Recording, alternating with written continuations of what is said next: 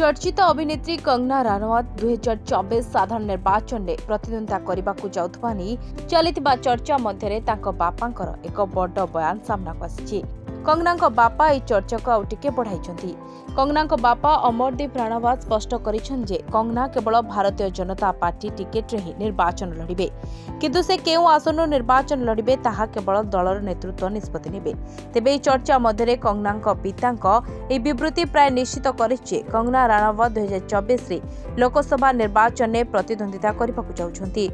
सूचना योग्य जे किछि दिन पूर्व गुजरातर द्वारका गणमाध्यम निकट में प्रतिक्रिया रखिबा बेले कंगना राणावत स्पष्ट करथिले जे यदि भगवान आशीर्वाद दियंती तेबे से निश्चित भाव में निर्वाचन में प्रतिद्वंदिता करिवे। एहा परे कंगना निर्वाचन में प्रतिद्वंदिता करुथबा नै खबर राजनीतिक महल में चर्चा होइतिला। निर्वाचन पाखौथबा बेले अन्य एक घटना मध्य एही चर्चा को आउ टिके बढ़ाइतिला। 2 दिन पूर्व कंगना कुल्लूरे बीजेपी राष्ट्रीय अध्यक्ष जेपी नड्डा को भेटिथिले। ए बैठक पर कंगना निर्वाचन में प्रतिद्वंदिता विषय चर्चा अधिक बढ़िथिला। ए समय मध्य कंगना बापा अमरदीप गणमाध्यम को विवृत्ति दैछन्ति जे तांको झियो निर्वाचन में प्रतिद्वंदिता करबाकू जाउछि। से केवल बीजेपी टिकेट रे ही निर्वाचन लड़िबे बोली से निश्चित करिसन्ति। Bureau report, Dinalipi live.